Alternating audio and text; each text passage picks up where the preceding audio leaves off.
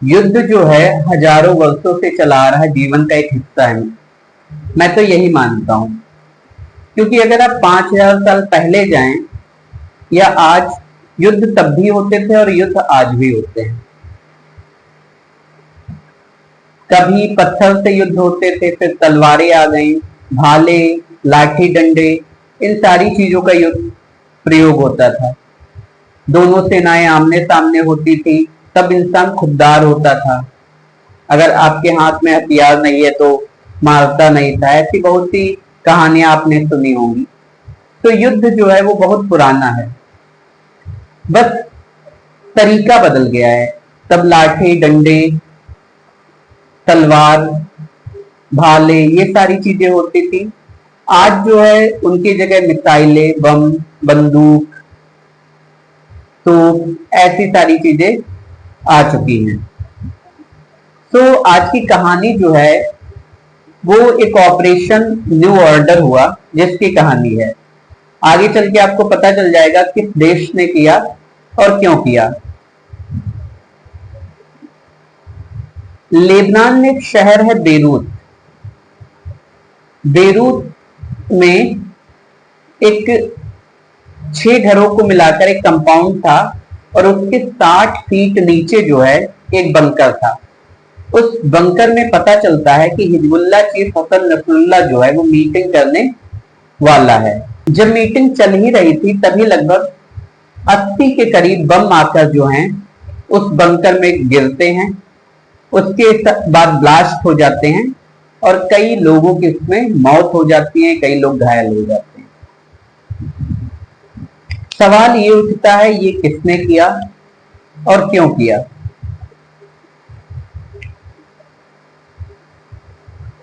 Hezbollah chief Hasan Nasrallah की बात करें तो ये लगभग 34 सालों से जो है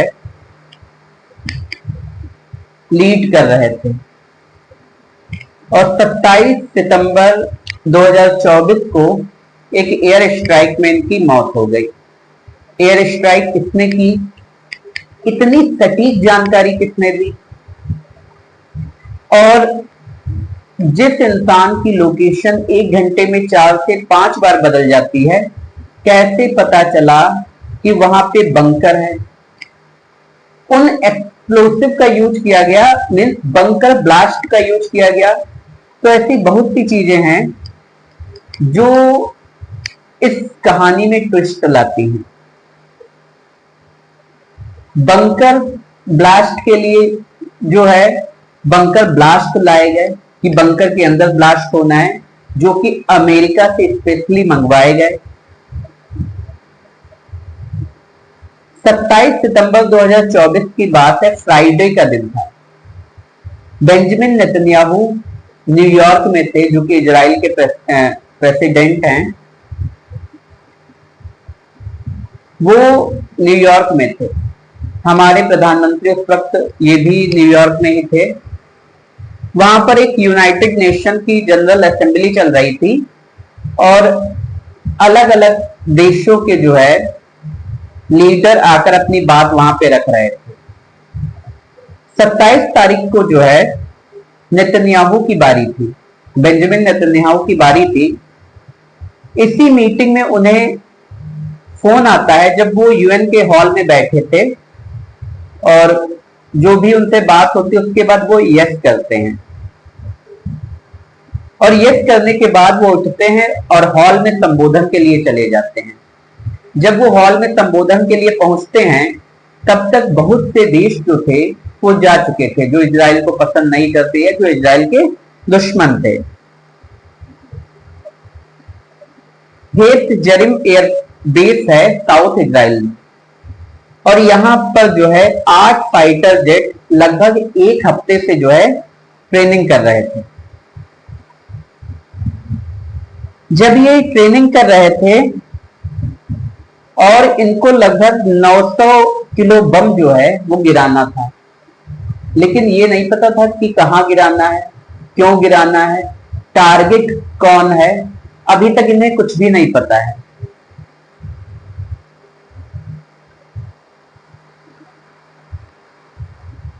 खबर मिलती है इजरायली आर्मी और सरकार को मोसाद के जरिए कि जो हिजबुल्लाह चीफ हसन नसरुल्लाह है वो दोपहर के बाद बेरूत के साउथ में एक इलाका है दही, वहां एक खुफिया मीटिंग लेने वाला है। 27 सितंबर 2024 की ही ये बात है। खबर देने वाला जो था इजराइल का खास जासूस था, लेकिन ये इजराइल का नहीं था, इजराइल का नागरिक नहीं था, नागरिक ये ईरान का। तो अंदाजा लगा सकते हो कि इजराइल ने जो है वो अपनी कितनी सटीक पकड़ बना रखी है अपने दुश्मन देशों में। और इसके लिए जो है इजराइल ने स्पेशली जो है कई टीमें बना रखी हैं जो कि ऐसे लोगों को सर्च करती रहती हैं जो उनके दुश्मन देश में के नागरिक हैं, लेकिन वो अपने देश से नफरत करते हैं किसी भी चीज को लेकर। तो ऐसे लोगों पर उनकी जो टीम है वो नजर रखती है, बहुत नजर में रहते हैं। हसन नसरुल्लाह की एक खासियत है वो कभी खुलकर सामने नहीं आया और पब्लिक मीटिंग, शादी वादी, इन सारी चीजों से वो काफी दूर रहता था। मतलब आने जाना नहीं था इन सारी चीजों से, उसे कोई मतलब ही नहीं रहता था। जैसा कि हमने बताया कि जब कभी मीटिंग होती थी तो 1 घंटे में 4 से 5 बार लोकेशन जो है बदल दी जाती थी। मतलब जिस वक्त मीटिंग हॉल में पहुंचना है केवल उसी वक्त पता लगती थी कि मीटिंग यहां होनी है, उससे पहले कई चीजें बदल दी जाती थी। और इजराइल जो है लगभग 34 सालों से इसका पीछा कर रहा था, क्योंकि ये 34 सालों से लीड कर रहा था और इजराइल परेशान था कि अगर इस बार हाथ से निकल गया फिर नहीं मिलने वाला। इसके लिए फिर इजराइल ने एक ऐसा जासूस तैयार किया जिससे ऊपर तक की खबर हो, हसन नसरुल्लाह किन किन से मिलता है, इवन खाता क्या है, सोकर कब उठता है, नहाता कब है, यहां तक कि टूथब्रश कौन सा यूज करता है, टूथपेस्ट कौन सा यूज करता है, साबुन वगैरह सारी चीजें, उसका खास कौन है, किससे वो बात करता है, किससे बात नहीं करता है, उसकी बेड कौन लगाता है। मतलब बड़ी माइनर चीजों पे काम किया गया और फिर उस जासूस को जो है इसके पीछे लगा दिया गया। उस वक्त जो है इजराइल के टारगेट में हमास और हिजबुल्लाह के जो चीफ थे वो थे, और उनमें से ही जो थे हसन नसरुल्लाह थे।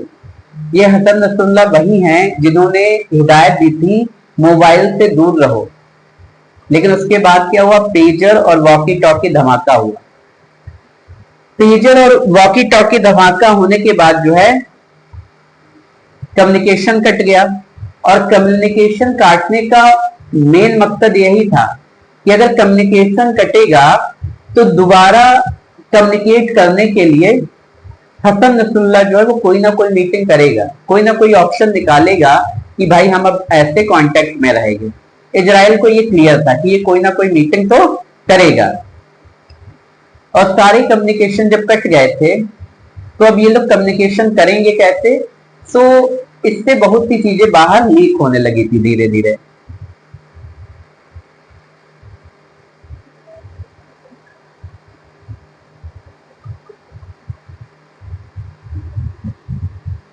जब ये कम्युनिकेशन ब्लास्ट हुआ इसके बाद इंपॉर्टेंट इंफॉर्मेशन मिलनी शुरू हो गई, जो भी मोसाद को, इजराइल को या इजरायली एजेंसी को चाहिए थी, वो सारी चीजें धीरे धीरे लीक होना शुरू हो गई। क्योंकि अब फोन पे बात नहीं कर सकते, वॉकी टॉकी भी नहीं यूज करते थे और पेजर भी नहीं यूज करते, तो कहीं ना कहीं जब बात करते थे नॉर्मली, सो हम मोसाद के जासूस तो होते हैं, धीरे धीरे वो इन सारी चीजों, उन्हें ये सारी चीजें पता होनी शुरू हो गई। इजराइल के जो फाइटर जेट्स थे वो रिहर्सल कर रहे हैं लगातार, बिल्डिंग पर बम गिराना है, और हिजबुल्लाह चीफ बंकर में मीटिंग करता है। इजराइल के इधर सारे जो फाइटर जेट्स हैं वो रिहर्सल 1 हफ्ते से कर रहे हैं, और हिजबुल्लाह चीफ जो है मीटिंग करना शुरू करता है। अमेरिका से कुछ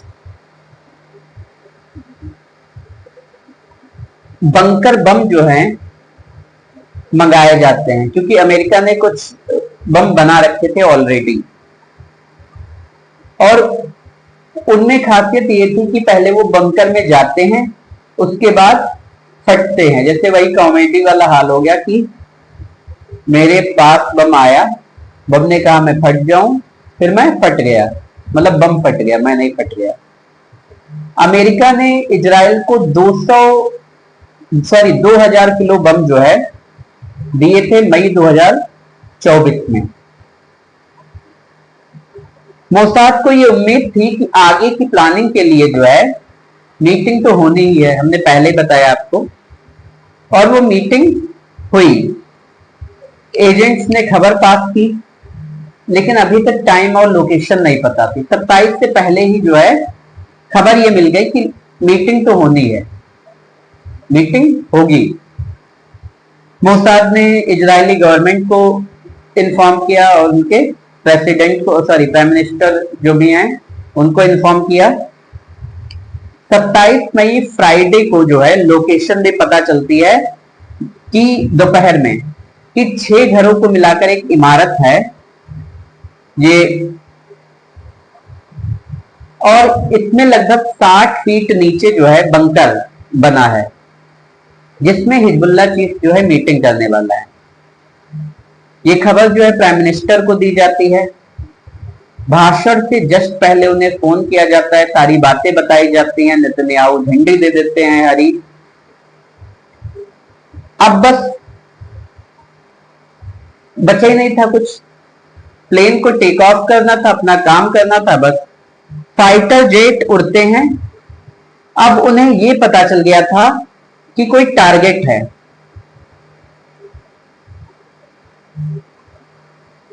और पहली बार उन्हें लोकेशन अब पता चली थी। उन्हें लोकेशन और एक टारगेट है, कौन है ये अभी तक नहीं पता है।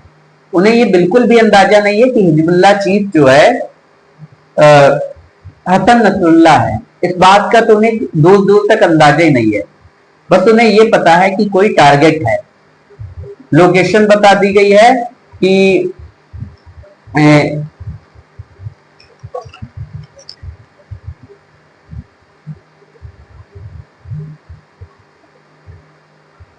लेबनान में जो है बेरूत शहर है, और वहीं पे एक इलाका दही है जहां पे जो है तुम्हें टारगेट करना है। बस लोकेशन इनको बता दी गई है।